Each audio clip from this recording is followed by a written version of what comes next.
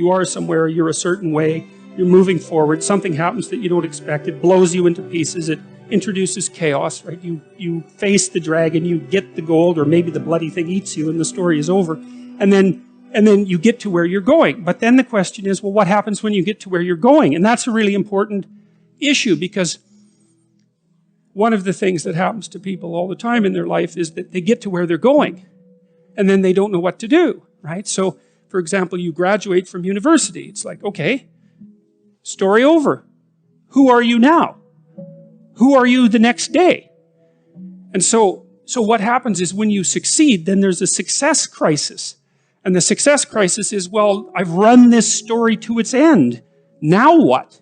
What you should do when your story comes to an end, when you've achieved what it is that you want to achieve, when you've achieved what you need to achieve, then the next question is, okay, well, now I'm that person, or I have that character. What do I need to do next? And some of that is always, well, what do I need to give up now? What do I need to let go of so I can move to the next plateau, right? Assuming that your life is a sequence of upward moving. It's like Sisyphus, except you're actually, each time you climb up the mountain, you get a little higher on the mountain. It's something like that. So it's Sisyphus with an optimistic bent. And maybe if you push the rock up the mountain properly and let it roll down, then, and if you do that right, then it's okay. Every time you roll it back up, it's better in some sense. You know, one of the experiences I've had in my life, fairly commonly, in a variety of different ways, this is especially true when I was paying a lot of attention to my dreams, which I did for about 15 years, I guess, something like that. Now and then I would feel like I'd learned some things and had sort of consolidated them, and then before I went to sleep, I'd think, okay, I'm ready to learn something else. It's like, and I didn't say that without trepidation, and because usually when you learn something, you know, it's not that pleasant, because you usually learn something about why you're wrong.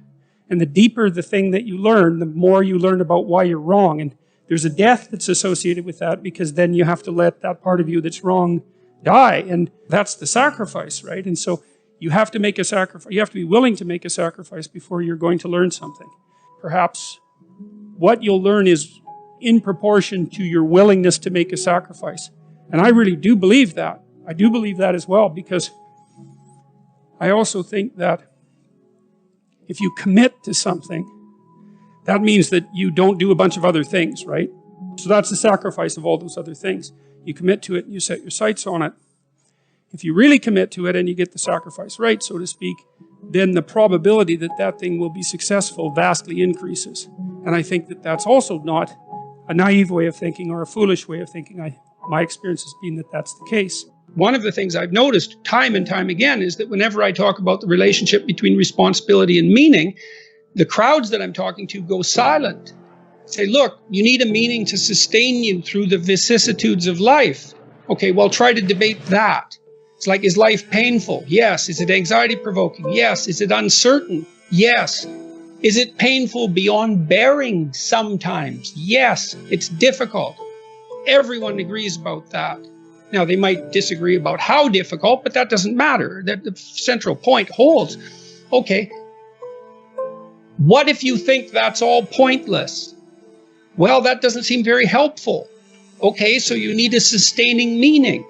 Well, where do you find that? Well, you generally find it in responsibility to yourself and to other people.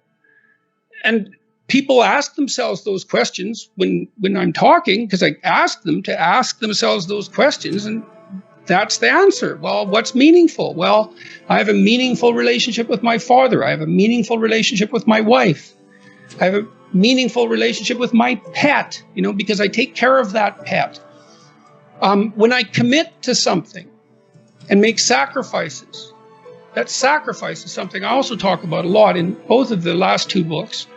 You know, if something's valuable, you'll make sacrifices to attain it. And that discovery of sacrifice, I think that's what separates it's one of the primary factors separating human beings from animals.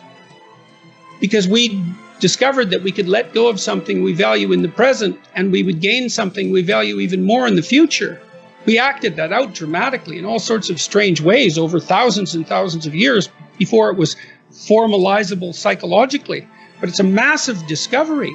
I can forego gratification in a particular way and benefit in the future. so I can share the proceeds of my hunt.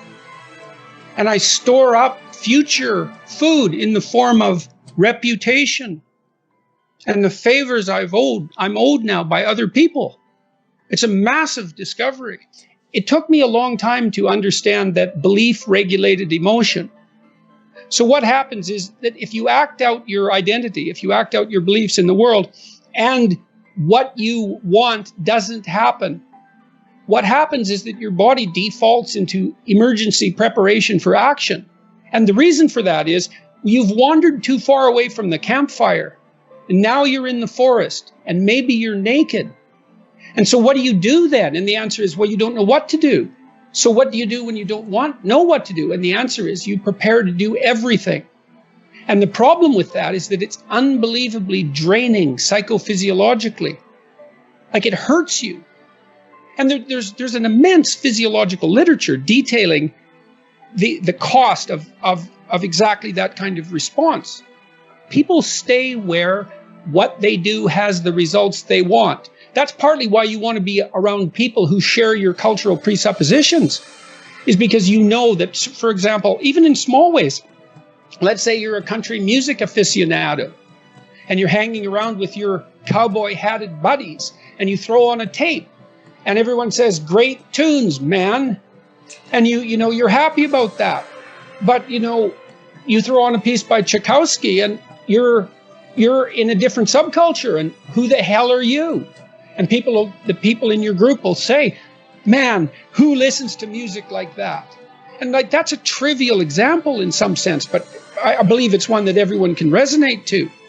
It's very hard on us not to be where we know that what we want is going to happen. We hate that. We hate that, and no wonder. So, and then, you know, there are varying degrees of that, obviously. You can really be where you don't know what's going to happen, or you can only be there to some degree. But by and large, we're conservative creatures, even if we're liberal in temperament. We can't tolerate that much uncertainty. And you might ask, well, why? And the answer is, well, because you can be hurt. Pain, you can be damaged, you can become intolerably anxious, and you can die. So it's no wonder you're sensitive. We're very sensitive to negative emotion. And so our identities, functional identity regulates your emotion.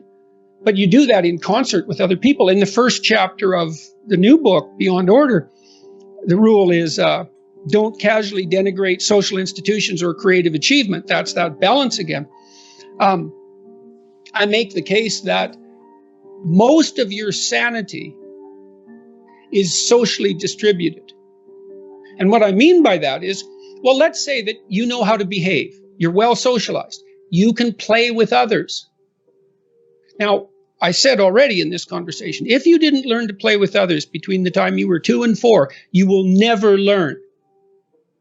And psychologists have beat their heads against the wall trying to rehabilitate antisocial children. They can't do it after the age of 4.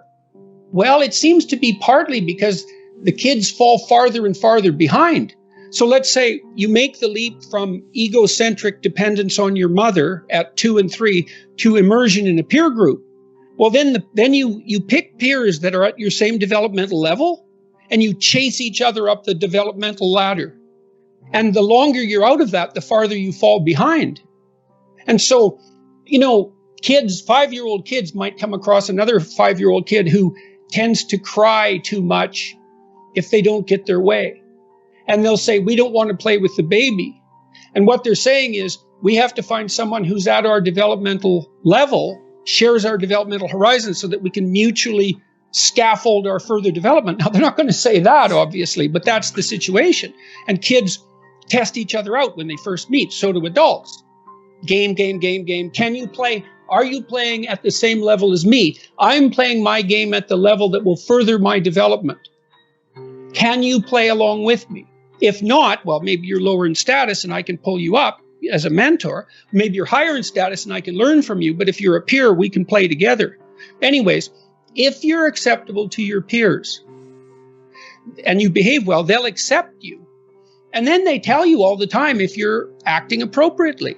You know, if your jokes are funny, if you're dominating the conversation, if you're bringing something of value to the table.